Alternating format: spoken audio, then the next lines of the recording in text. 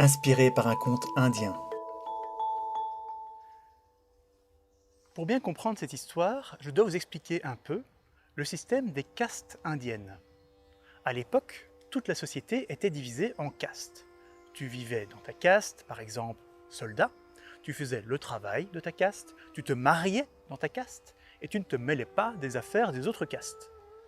Or, la plus prestigieuse de toutes, la caste religieuse des brahmanes, suivait particulièrement ces règles car elle était au sommet de la pyramide sociale et prenait les autres de haut.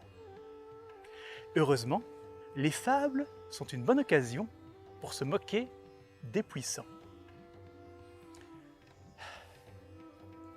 Le plus fou des brahmanes. Il était une fois 4 brahmanes qui marchaient ensemble en direction d'un banquet organisé en leur honneur. Sur le chemin, ils croisèrent un soldat qui les salua bien haut, les mains jointes sur le front. « Soyez bénis !» leur dit-il avant de continuer sa route. Un peu plus loin, le plus jeune des brahmanes dit à ses compagnons « Ce soldat était bien poli de me saluer ainsi. » Le plus vieux répondit « Désolé de te détromper, mais il est évident que ce salut m'était adressé. » Les 2 autres brahmanes tinrent le même discours et les 4 voyageurs commencèrent à se disputer comme des enfants capricieux. Ne trouvant pas de compromis à leur discorde, les brahmanes se décidèrent à poser la question aux soldats. Ils firent donc demi-tour et coururent jusqu'à arriver essoufflés devant le militaire qui les regardait les yeux écarquillés. Une fois qu'il avait retrouvé un peu d'énergie, le plus jeune brahmane expliqua aux soldats la source de leur conflit et lui demanda donc de trancher. Qui avait été salué plus tôt? Le soldat tomba de haut, déçu par l'attitude puérile de ces saints hommes. En colère, il leur dit « J'ai salué le plus fou d'entre vous !» Et il partit. « C'était donc bien moi qui ai été salué, dit le brahmane le plus vieux. « Ah non! Il vient de confirmer que c'était moi, dit le plus jeune. Je suis le plus fou d'entre nous. » Tournant en rond dans leurs arguments, les 4 voyageurs décidèrent de demander le jugement du chef du village voisin, qui était connu pour son impartialité. La requête incongrue avait attiré l'attention de tous les habitants, qui écoutaient attentivement la complainte des saints hommes.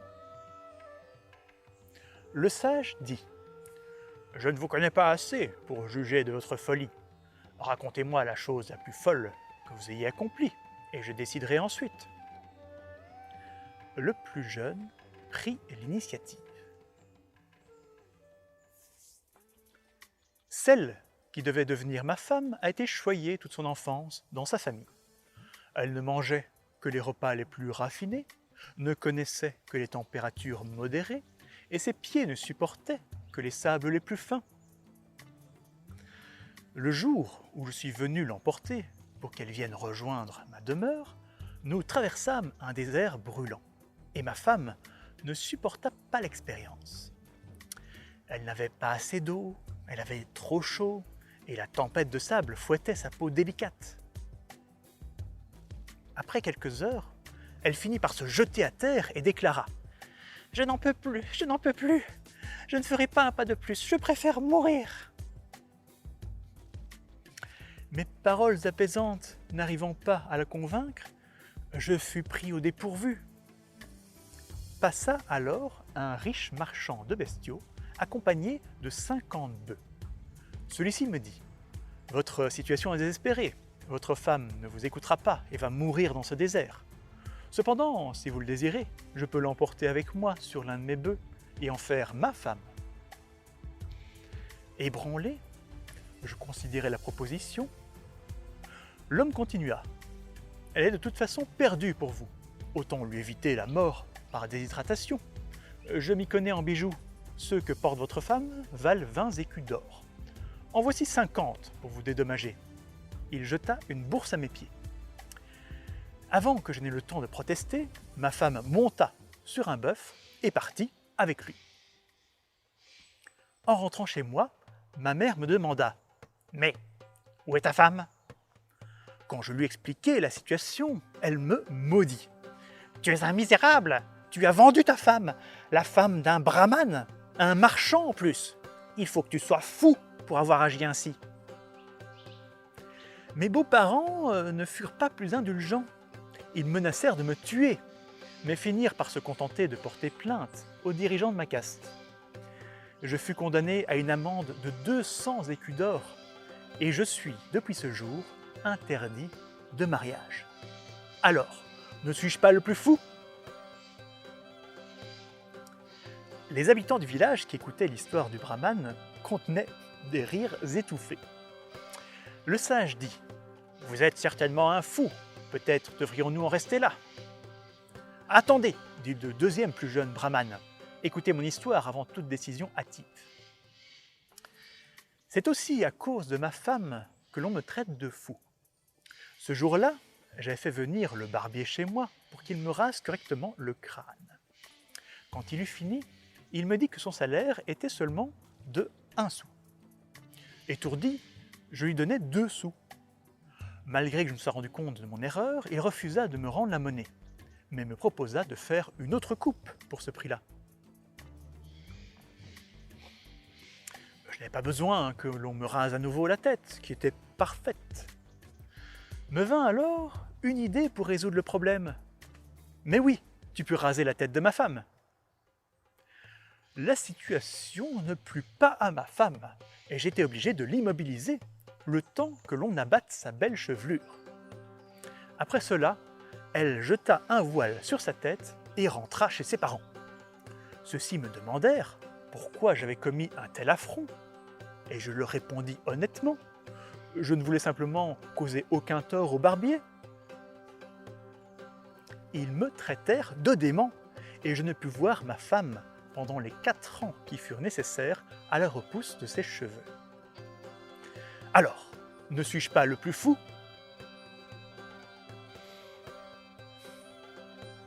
Les rires des habitants qui écoutaient l'histoire furent cette fois plus audibles.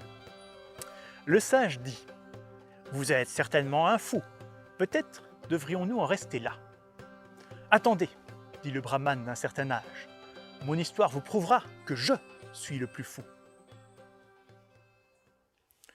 Je suis marié depuis un certain temps, et avec ma femme, nous nous prenons parfois la tête pour des raisons ridicules. Ce jour-là, nous disputâmes pour savoir qui de l'homme ou de la femme était le plus bavard. Je multipliais les arguments, mais sans arriver à la convaincre. Je lui dis alors « Couchons-nous, le premier qui parlera sera déclaré le plus bavard. » « Mais quel est l'enjeu de ce pari ?» demanda ma femme. « Eh bien, disons, une feuille de thé, répondis-je. »« Va pour une feuille de thé. » Le lendemain matin, ni elle ni moi n'avions dit un mot, et nous n'osions pas nous lever, évitant ainsi toute raison de parler. Cependant, nos voisins, ne nous voyant pas sortir, s'inquiétèrent. Ils vinrent donc frapper à la porte, d'abord doucement, puis de plus en plus fort. Ils finirent par faire venir un charpentier qui ouvrit la porte de force. Le bruit s'était répandu et un agent de police ainsi que plusieurs voisins entrèrent dans notre maison. Ma femme et moi, ne voulant pas perdre le pari, restâmes de marbre. Un médecin constata que l'on était en vie, mais inerte. Il fut déclaré que nous étions sous le coup d'un sortilège et un exorciste fut appelé. En guise de rituel, celui-ci fit chauffer un lingot d'or. Il appliqua le métal brûlant sur mes talons. Je me contins. Il passa ensuite à la plante des pieds. Je ne dis mot. Il appliqua alors le lingot aux mollets, aux cuisses, au ventre, à la poitrine, aux épaules et enfin au sommet de la tête. Jusqu'au bout, je supportais ce supplice sans ouvrir la bouche. Vint alors le tour de ma femme. Mais à peine le métal brûlant eut frôlé son talon, qu'elle se leva et dit « Assez, j'ai perdu le pari, tu auras ta feuille de thé !» Les voisins et amis présents me dirent à quel point je devais être fou pour soutenir une telle torture, tout ça pour gagner une feuille de thé. C'est depuis ce jour que l'on me nomme l'homme à la feuille de thé. Alors, ne suis-je pas le plus fou ? Cette fois, les rires des habitants étaient forts et sincères. Le sage dit « Vous êtes certainement un fou, peut-être devrions-nous en rester là ?» « Attendez, dit le plus vieux des brahmanes, il ne fait aucun doute que je suis le plus fou. Comme vous le voyez, je porte des vêtements en lambeaux. En voici la raison. Il y a 10 ans, un marchand qui m'appréciait me fit don d'un élégant costume, comme l'on en voit rarement. Je me sentis récompensé pour quelque chose que j'avais dû réaliser dans une vie précédente. Sauf que, bien entendu, ce costume était souillé par les mains des artisans qui l'avaient fabriqué. En tant que membre de la plus haute caste, je devais le laver et le purifier avant de pouvoir le porter. C'est donc ce que je fis, et je mis ce vêtement à sécher en le pendant aux branches d'un arbre. Alors que je méditais et que j'attendais que mon costume soit sec, j'eus juste le temps de voir un chien passer en dessous de ce précieux ouvrage. Je n'avais cependant pas clairement vu s'il avait touché le tissu ou non. Inquiet que mon bien soit corrompu par le contact avec un animal, j'allais trouver des enfants qui étaient plus proches de la scène. Hélas, ceux-ci n'étaient pas sûrs non plus. J'eus alors une idée de génie. Je me mis à 4 pattes, imitant le chien, et je passai moi-même sous le tissu. Je pus alors demander aux enfants si je l'avais touché. Ils me répondirent que non. Cependant, quelque chose m'inquiétait toujours. La queue du chien. Je pris donc une faucille et je recommençai l'expérience à 3 pattes en tenant la faucille au niveau du bas du dos. Cette fois, l'outil, donc la queue du chien, toucha le costume. Fou de rage que celui-ci soit définitivement souillé, je me mis à déchirer le tissu à la vue de tous. Ceci me donna définitivement une mauvaise réputation, et l'artisan qui m'avait offert ce précieux costume me déclara plus tard « Si vous détruisez les cadeaux que l'on vous fait, je ne vous en ferai plus, et j'en parlerai à mes collègues. » Depuis, plus personne ne veut me donner ou même me vendre de beaux vêtements, et je suis obligé de porter ces vieux haillons. Alors, ne suis-je pas le plus fou? Le village qui écoutait cette histoire était cette fois plié de rire. Une personne de l'assistance demanda même au vieux brahman s'il était toujours capable d'imiter le chien. Et celui-ci s'exécuta, provoquant l'hilarité générale. Le sage réfléchit 2 minutes avant de déclarer « Il me semble que chacun d'entre vous, dans son genre, est supérieur aux 3 autres.